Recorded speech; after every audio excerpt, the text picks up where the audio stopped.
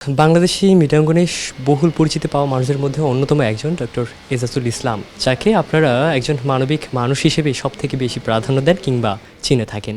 ভালো কাজের জন্য বয়স কোনো বিষয় না।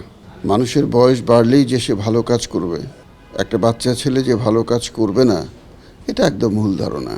আমাদের যে পরিচালক, নির্মাতা, তার চিন্তা, তার নির্মাণ কৌশল অনেক উন্নত মানের।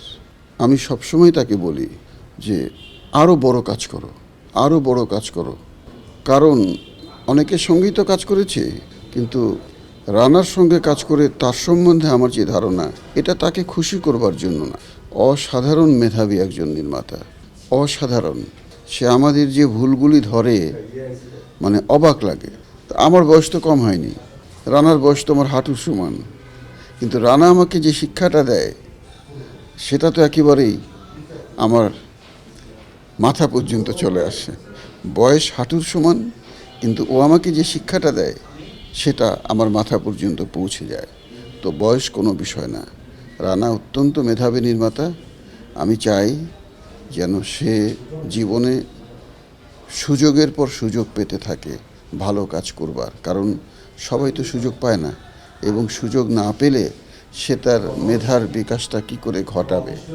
এই ছেলেটি যদি যথাযথ সুযোগ পায়, আমি মনে করব অবশ্যই সে দেশের জন্য আন্তর্জাতিকভাবে বড় কোনো কাজ করবার যোগ্যতা রাখে।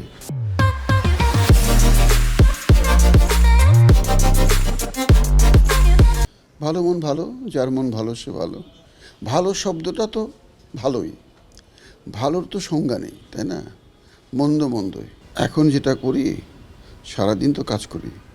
যেদিন চেম্বার করি সারাদিন রুগী দেখি, আজকে অভিনয় করছি, সারাদিন অভিনয় করছি। বাসায় ফিরে আগে মেকআপটা তুলি, তারপর গোসল করি। রাতের খাবার আমার সামান্য, সাধারণত শুটিং সেট থেকেই খেয়ে যাই। আর দেনা পাওনার সেট তো হচ্ছে রাজকীয় সেট, রাজকীয় খাবার।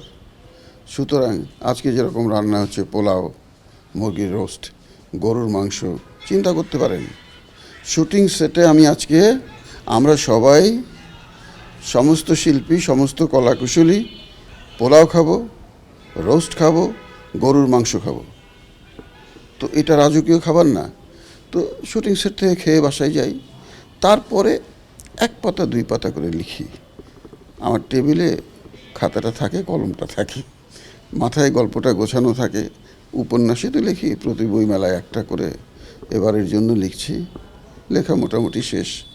বইমেলা হবার কোনো নির্দিষ্ট তারিখ তো এখনও ঘোষণা হয়নি, যখন হবে তখন দেব। এই